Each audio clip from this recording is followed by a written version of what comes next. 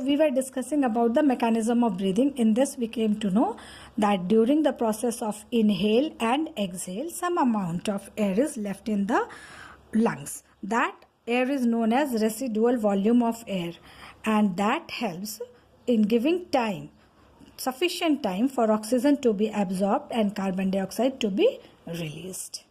Now let us come and discuss about the internal respiration, which can be studied under two headings: aerobic respiration and anaerobic respiration. Anaerobic respiration takes place in the absence of oxygen, and aerobic respiration takes place in the presence of oxygen. This takes place in higher organisms. This takes place in lower organisms like yeast. The end product of both aerobic and anaerobic respiration are different from each other.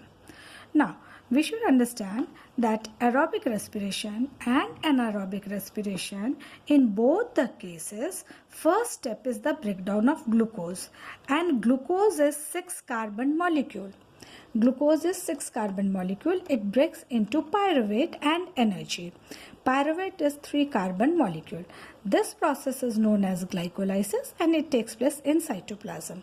Now, in the absence of oxygen, the anaerobic respiration will take place, and the end product will be ethanol, carbon dioxide and energy. In the presence of oxygen, the end product will be carbon dioxide, water vapor and energy. The amount of energy formed in aerobic respiration is more than that of the anaerobic respiration. Therefore, this aerobic respiration, this takes place in mitochondria, and therefore mitochondria is known as the powerhouse of the cell. Now in our muscle cells, due to exercise and all, a time comes in those conditions when there is lack of oxygen to the muscle cells. That means adequate amount of oxygen is not supplied. Sufficient amount of oxygen is not provided to the muscle cells. In that condition, lactic acid and energy will be produced. Now, this energy which is produced, this is utilized to make ATP. How does it take place?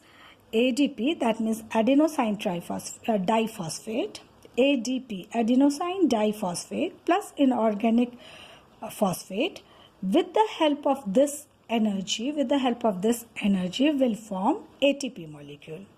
So what we came to know, that energy produced here is utilized to make ATP. And how is ATP made? Adenosine diphosphate plus inorganic phosphate plus energy will give ATP. ATP is the currency, energy currency. This is the fuel. This will provide the fuel for the other metabolic processes of the requirement of the body. This acts as fuel, means at the time when energy is required, this breaks down into ADP, inorganic phosphate and energy, which will be utilized for different metabolic processes. Now, this ATP is used for contraction of muscles, protein synthesis and conduction of nerve impulses, etc.